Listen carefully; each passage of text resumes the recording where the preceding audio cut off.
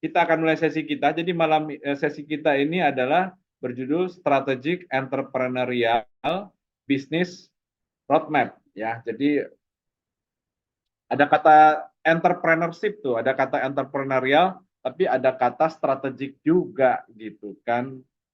Ya saya provokasinya adalah gini, seringkali entrepreneurship itu dianggap mainan anak-anak ya, atau mainan anak muda yang paling baru belajar bisnis, atau mainan anak mahasiswa yang baru pengen belajar bisnis. Nah malam ini kita akan gambarkan, kita akan paparkan, benarkah entrepreneurship itu cuma mainan anak-anak, atau dia sebenarnya sesakti itu, dia sepowerful itu. Nah itu yang akan coba kita paparkan malam ini untuk menjadi gambaran yang baik dan menarik bagi teman-teman sekalian. Kita mulai dulu dari entrepreneurship-nya itu sendiri. Jadi memang apakah entrepreneurship itu? Kita mulai dari pertanyaan, apakah setiap pelaku usaha otomatis adalah entrepreneur? Nah, itu kan satu pertanyaan tuh. Coba silakan ketik di chat. Apakah setiap pelaku usaha otomatis adalah entrepreneur? Kalau nomor satu berarti otomatis, kalau nomor dua tidak otomatis entrepreneur. Silakan ketik di chat satu atau dua. Silakan. Satu apa dua? Pak Prihadi, satu. Bu Feni, dua. Bu Klesia, dua. Bu Ya, Devi, dua. waduh, keren, keren, keren, keren, Waduh, keren. jawab dua nih. Banyak yang dua nih, Pak. Thank you ya, thank you ya. Thank you juga Pak Prihadi ya. Pak Prihadi berada dalam posisi setiap pelaku usaha otomatis entrepreneur. Tapi keren nih.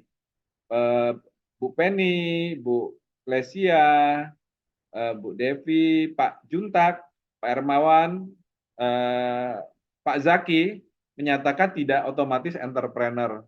Ya oke, thank you untuk yang menjawab otomatis entrepreneur, tetapi jawabannya adalah tidak otomatis entrepreneur. Terima kasih untuk jawaban yang nomor dua ini, yang ini belum apa-apa kita udah satu cita rasa nih teman-teman.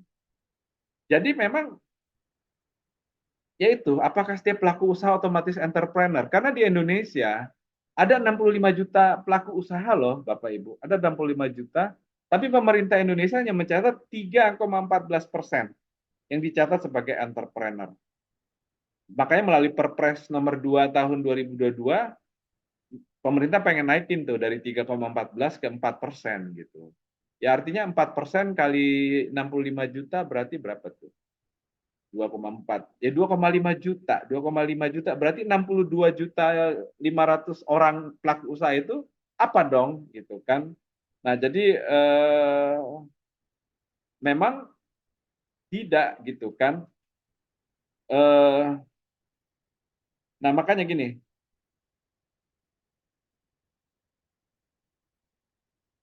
Nah, itu pemerintah itu basisnya hanya yang 4% itu juga basisnya normatif tuh. Normatif bikin PT. Jadi kalau orang ada PT itu disebut entrepreneur menurut pemerintah. Nah, belum lagi kalau menurut akademis ya, menurut ilmu ya. Kalau menurut akademisi, orang orang seorang entrepreneur itu seharusnya memiliki ciri dan perilaku. Jadi kalau ciri dan perilaku itu tidak ada di dalam diri seorang pelaku usaha, ya dia cuma buka usaha saja, tapi dia bukan seorang entrepreneur. Nah, makanya pertanyaannya, apakah entrepreneurship itu? Nah, entrepreneurship itu banyak pengertiannya, tapi saya berada di dalam mazhab, ya, di dalam mazhab entrepreneurship adalah semangat keberpeluangan, Bapak Ibu, atau bahasa sederhananya opportunity driven. Penkataraman 2019. Menjelaskannya bisa banyak hal ya tentang hal ini ya menjelaskan. Tapi kalau mau disederhanakan pakai obrolan warung kopi, apa sih maksudnya semangat keberpeluangan ini Pak Pimpin? Ya melalui semangat keberpeluangan ini kalau bahasa sederhananya bagaimana orang-orang itu jatuh 7 kali, bangkitnya 13 kali. Jatuh 7 kali, bangkitnya 13 kali. Nah teman-teman sekalian, melalui semangat keberpeluangan ini, maka entrepreneurship langsung menjadi dalam konteks entrepreneurship for all. Jadi bagi Pak Juanda ini sebagai pelaku usaha, ketika Pak Juanda menyalakan api keberpeluangan di dalam dirinya dan usahanya, dia disebut dengan sebagai entrepreneur. Tetapi bagi Bapak Ibu ya kayak Pak Juntak dan teman-teman pelaku usaha, jika punya karyawan yang apinya, yang semangatnya sama kayak saya sebagai pelaku usaha, itu kita sebut dengan intrapreneur, Bapak Ibu sekalian. Lalu misalnya ada guru matematika ya, guru matematika. Melalui kelas matematikanya dia perjuangkan murid-muridnya bukan hanya pandai matematika, tetapi murid-muridnya berubah gitu. Murid-muridnya bisa memahami arti cita-cita, memahami keindonesiaan, memahami bagaimana membangun kecerdasan di dalam hidupnya. Makanya ketika nanti eh, murid-muridnya lulus dari kelas guru-guru tersebut, murid-muridnya dapat dua tuh, bisa matematika dan hidupnya bertransformasi. Itu disebut dengan guru trainer, Bapak Ibu. Guru trainer artinya apakah sang guru berjualan di kelas? Oh bukan, tetapi sang guru itu melalui mandatnya sebagai guru, dia akan transformasi kelas ini melalui sesinya mengajar matematika. Sama, ustadz kayak pendeta kayak pendeta kan ada misalnya pastor trainer. Ya bagaimana sang pendeta ini melalui jelas dia melihat mandat dari Tuhan, melalui mandat Tuhan ini, saya akan pastikan organisasi saya hadir secara sangat baik. Saya pastikan jemaat saya akan bertransformasi karena saya bekerja keras untuk itu. Itu disebut dengan pastor trainer atau pendeta trainer. Nah, apakah pastornya jualan di gereja atau ngejual gereja? Bukan, Bapak Ibu. Nah, itulah kekuatan ketika kita memahami entrepreneurship sebagai semangat keberjuangan. Dia langsung relevan kepada semua orang dan pada semua bidang kegiatan. Global Entrepreneurship Monitoring sendiri sudah meratifikasi ini. Global Entrepreneurship Monitoring menyatakan gini, orang kalau buka usaha basisnya bisa dua tuh, necessity driven dan opportunity driven. Necessity driven itu artinya orang buka usaha hanya untuk ya cari makan, cari nafkah. Tetapi kalau yang opportunity driven, orang melakukan usaha karena semangat keberpeluangan. Dan Global Entrepreneurship Monitoring ini atau G menyatakan yang layak disebut sebagai entrepreneur ini yang basisnya opportunity driven. Nah, teman-teman, kita kembali ke dunia usaha ya. Makanya kita akhirnya jadi paham kenapa orang kok ada buka usaha 10 tahun, 20 tahun, 30 tahun gitu-gitu aja. Tetapi ada orang buka usaha dalam 2 tahun dia melompat. 5 tahun dia melompat, 7 tahun dia melompat lebih tinggi lagi. Nah, lompatan-lompatan itulah yang kita teliti sebagai ilmuwan entrepreneur, pasti ada ke-entrepreneurshipan di dalam diri dan usaha orang itu. Nah, semoga sampai titik ini teman-teman bisa mulai terpantik ya, membedakan orang melakukan usaha saja, usaha doang, sama orang melakukan usaha atau bisnis dalam semangat ke-entrepreneurshipan, teman.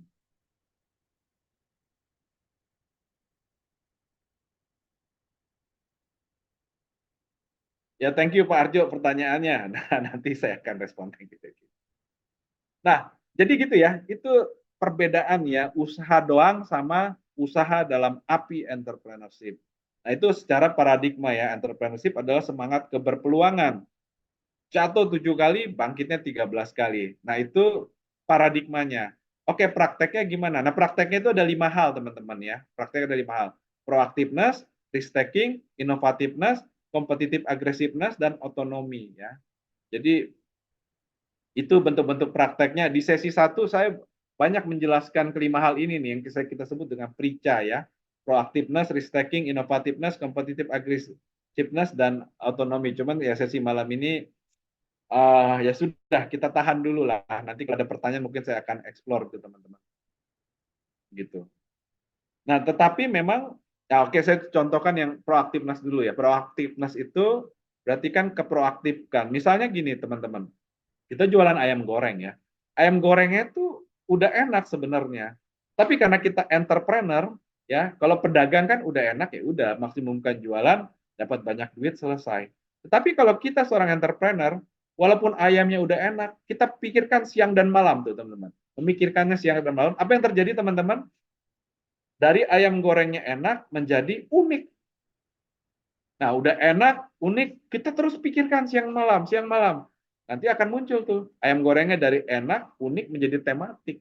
Nah, kalau menjadi tematik itu artinya terjadi diversifikasi, diferensiasi. Kalau diferensiasi terjadi artinya terjadi apa? Positioning. Kalau positioning terjadi artinya apa? Terjadi distribusi kesejahteraan. Jadi misalnya ada 1.000 pedagang ayam goreng. Nah, ketika 1.000 pedagang ayam gorengnya ini mengambil 1.000 positioning. Jadi kalau mau beli ayam goreng yang enak sama Pak Juanda, kalau mau beli ayam goreng ayam geprek misalnya, yang pedas sama Pak Juanda. Tapi kalau mau beli ayam geprek yang pedas tapi asin atau pedas tapi gurih ke Mbak Devinta. Kalau mau beli eh, ayam geprek tapi ayam lengkuas gitu ya, cita lengkuas, belinya ke tadi Pak Juntak misalnya. Dan macam-macam ya. Jadi ada 1.000 tipe ayam goreng. Yang terjadi di pasar apa? Orang nggak berebutan rezeki, teman-teman. Sekarang di depan mata kan banyak banget tuh restoran ayam geprek.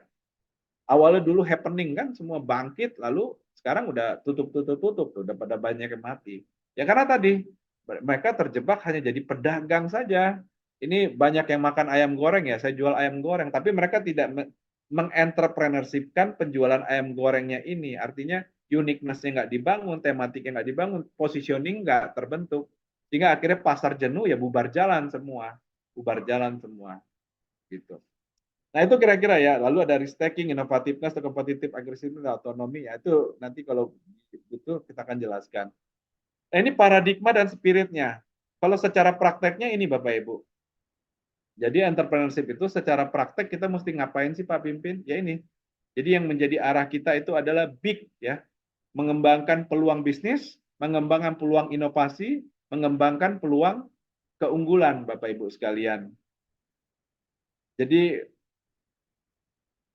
ya kalau bisnis tentu itu mudah kita mengingat. Tapi kalau inovasi, berapa banyak perusahaan yang gagal berinovasi, mati itu. Contoh kayak Kodak, dia gagal berinovasi, gagal bertransformasi, dia ketika era digital, ya dia terpukul dan selesai begitu kan.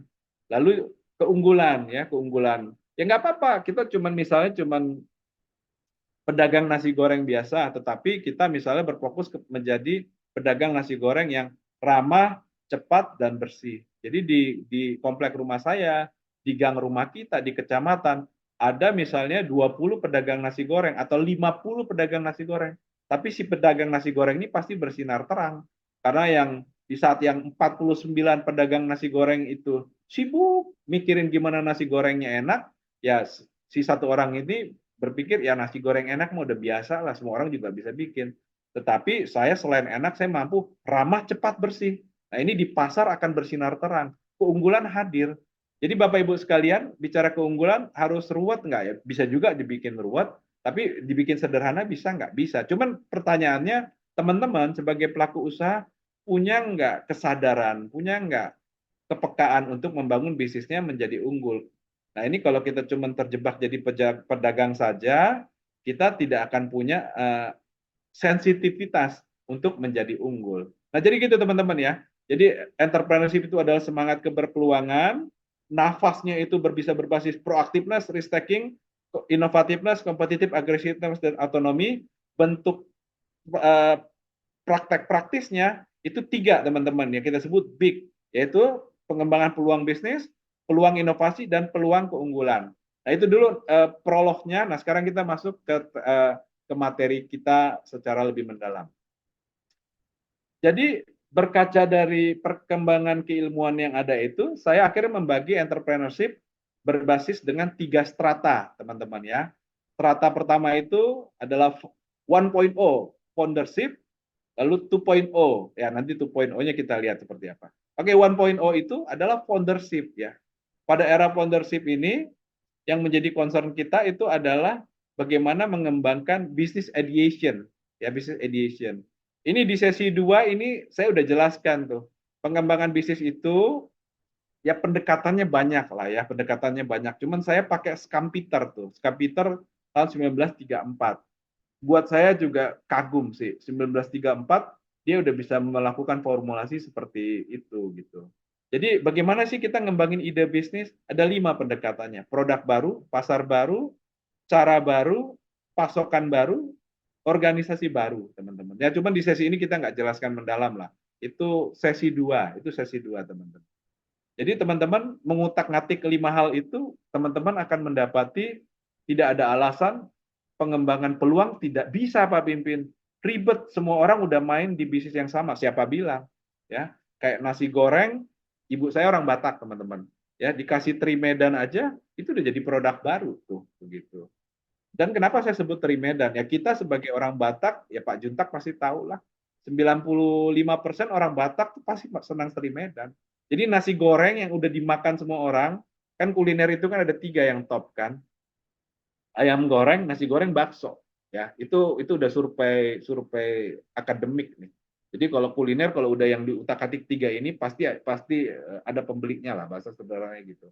Nah, jadi nasi goreng ini kan udah makanan sejuta umat, ditambah lagi Trimedan, segmen pasarnya langsung membesar tuh teman-teman ya.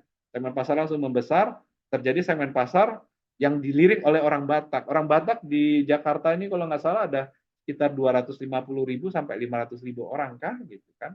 Tapi gara-gara masukin Trimedan aja udah langsung produk baru terjadi dan seterusnya ya teman-teman ya, produk baru, pasar baru, cara baru, metode pasokan baru, organisasi baru. Nah, itu sesi 2 saya banyak bicara tentang itu.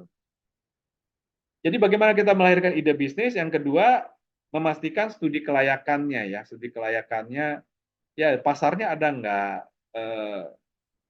permodalannya seperti apa, tingkat profitabilitas dan pengembalian investasinya seperti apa. Ya ini udah agak teknis-teknis teman-teman, tapi inilah isu pada tahap pertama. Yang kedua bisnis plan ya. Bisnis plan itu artinya ada 4 hal ya. Bagaimana yang kita persiapkan untuk operasional, marketing, keuangan, dan sumber daya manusianya. Ya kalau tahap pertama berarti kita bikin struktur organisasi dari CEO sampai operator sampai pelayan ya kita semua gitu ya. Tapi apapun itu teman-teman, ya era pertama ini adalah era di mana yang penting bisnis jalan dulu gitu kan, bisnis jalan dulu. Lalu kita masuk ke tahap kedua teman-teman. Ini yang kita sebut dengan managerialship. Pak Pipin, kenapa sih nggak dari awal aja dilakukan managerialship? Ya silahkan, silahkan. Tetapi kita kan entrepreneur, sumber daya kita terbatas, pengetahuan kita terbatas, segala sesuatunya masih perlu coba-coba. Makanya ya udah dengan secara tegas tahap kepastian manajemen kita kita agendakan menjadi agenda kedua, agenda 2.0, teman-teman. Ya. Jadi pada tahap managerialship ini ada 4 yang kita urusin tuh. Operasional, marketing, finance, human capital. Udah harus secanggih korporasi Pak Pimpin? Ya enggak juga, ya enggak juga. Yang penting kita udah punya 4 cita rasa awal terkait ini. Kita udah mulai melek. Artinya di fase pertama, kalau keempat hal ini masih berantakan, nggak apa-apa Pak Pimpin. Saya katakan dalam konteks paradigma ilmu entrepreneurship, nggak apa-apa, nggak apa-apa. Tapi kalau teman-teman tanya kepada ilmuwan manajemen, pasti mereka bilang salah. Pasti mereka bilang salah. Ya karena memang paradigmanya manajemen kan, ketertata kelolaan, keteratur. Lalu kita masuk tahap ketiga teman-teman. Ya tahap ketiga, strategical shift ya. Strategical shift ini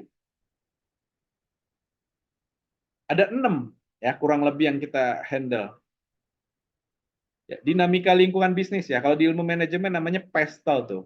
Kondisi politik, kondisi ekonomi, kondisi teknologi, ya, kondisi sosial, ya ada 6 tuh. Lalu dinamika persaingan ya. Dinamika persaingan nanti ujung-ujungnya positioningnya kita mau gimana. Lalu dinamika perilaku konsumen.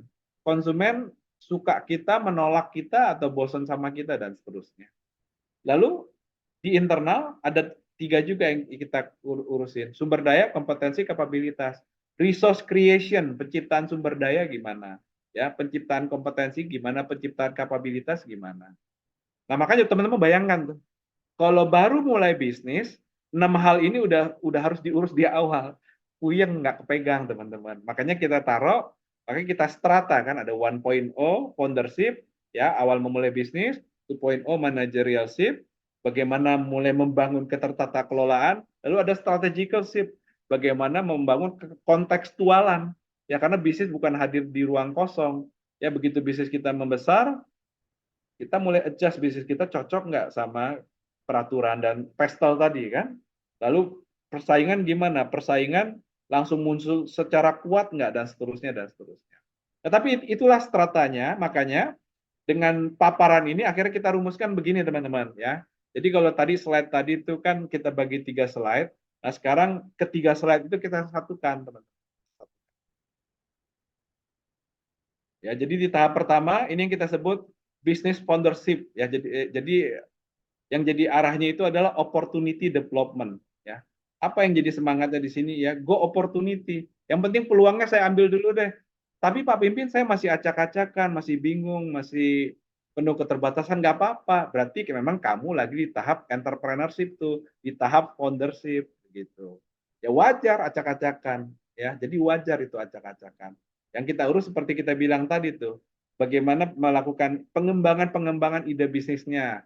Lalu ya ide kan bisa melar ke sana kemari. Pertanyaannya layak nggak tuh ya bisnis visibility? Lalu bisnis plan. Sebenarnya bisa tambahin satu lagi bisnis model ya. Minimum itu deh ya. Walaupun kita manajemennya belum canggih, tapi minimum bisnis model sudah hadir, mudah-mudahan sudah kokoh. Lalu di tahap ini kan yang penting peluang diambil dulu ya. Nah, cuman kan misalnya peluangnya terambil gitu kan.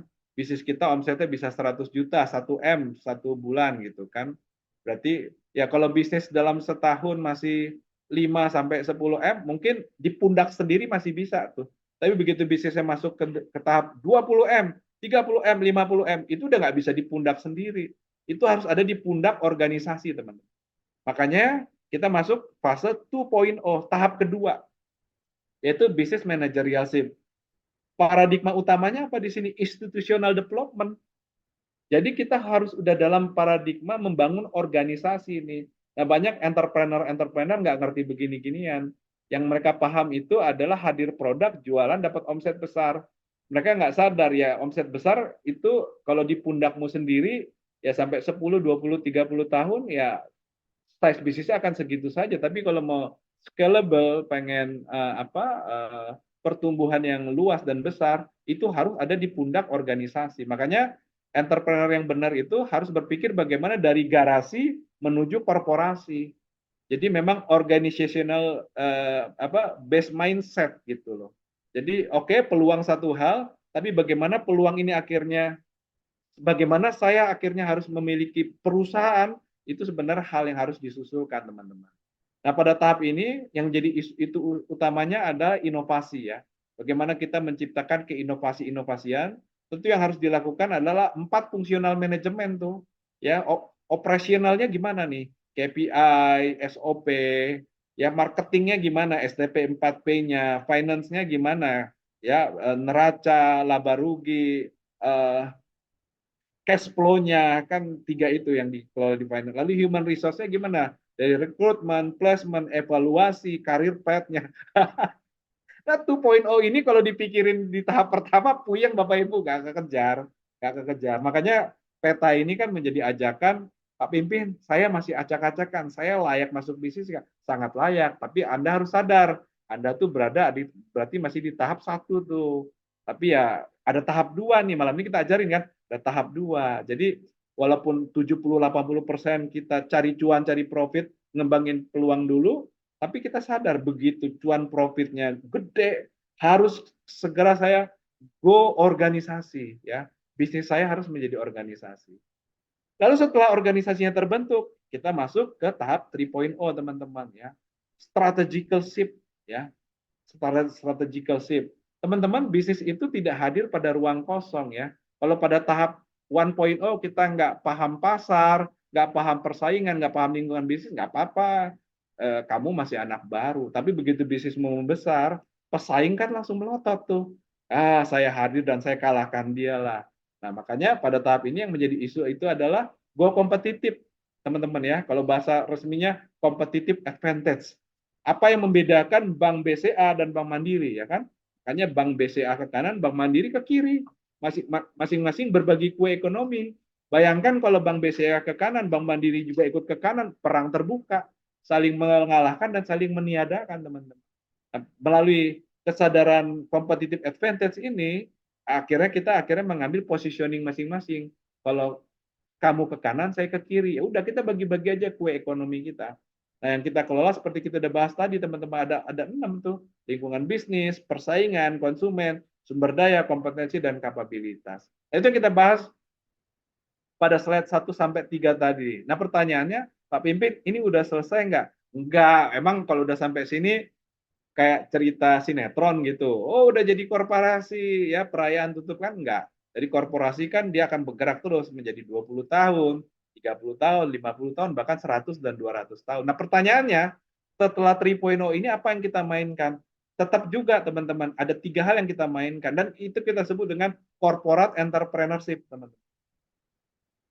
Ya, jadi setelah 3.0 selesai, kita akan masuk ke langkah pada tataran korporat yang kita sebut dengan corporate entrepreneurship for sustainable competitive advantage.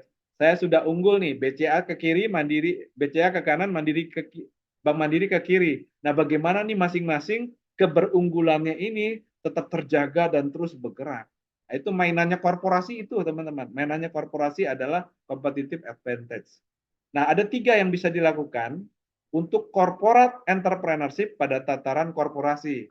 Yang pertama, yaitu kita lakukan yang namanya incremental corporate entrepreneurship. Ya, jadi ya udahlah, BCA fokus aja bagaimana melakukan inovasi-inovasinya tuh, baik produk melalui maupun kanal digitalnya, bisnis proses digitalnya, dan seterusnya.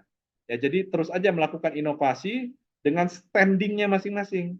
Tapi ada juga corporate entrepreneurship tipe kedua yang kita sebut dengan middle corporate entrepreneurship. Ini yang kita sebut dengan new business creation, teman-teman ya. Jadi misalnya kayak BCA, kayak Astra, kayak Bank Mandiri, dia ciptakan bisnis-bisnis baru lagi, ya. Ya, ini kan sebenarnya udah ada di depan mata kita, teman-teman. Nggak ada di dunia ini korporasi standing hanya pada satu bisnis, ya. Karakter korporasi itu adalah diversifikatif, ya. Sudah bisnis A membesar keren, dia akan masuk ke bisnis B, bisnis C dan seterusnya, ya. Nah, pada tataran new business creation ini ada 3 yang bisa dilakukan. Pertama, dia inkubasi internal, ya. Jadi dia inkubasi internal, jadi sebuah bisnis dilepas dari jadi satu SBU, sub business unit. Yang kedua adalah dia bisa melakukan yang namanya akuisisi, teman-teman. Jadi kayak Astra, kayak Bank BCA, kayak Bank Mandiri, para raksasa itu, dia pengen ngembangin bisnis baru, ketimbang dia inkubasi internal, dia cari aja bisnis startup, ya, lalu dia beli, dia ambil jadi SBU-nya dia. Lalu yang tahap ketiga adalah merger, ya teman-teman. Kayak Gojek dan Tokopedia, ya. Jadi itulah tipe corporate entrepreneurship tipe kedua, itu yang kita sebut dengan middle corporate entrepreneurship. Lalu ada tipe corporate entrepreneurship tipe ketiga, ini yang kita sebut dengan radical corporate entrepreneurship. Apa itu? Business transformation. Ya, business transformation. Dulu itu teman-teman, Samsung itu bisnisnya adalah pengalengan sayur kering. Nah itu, pengalengan sayur kering, ya. Tapi dia sekarang menjadi raksasa teknologi dunia. Ya, jadi dirinya berubah. Dirinya berubah. Ada 5 hal yang dia bisa rubah dari dirinya. Tapi saya lupa.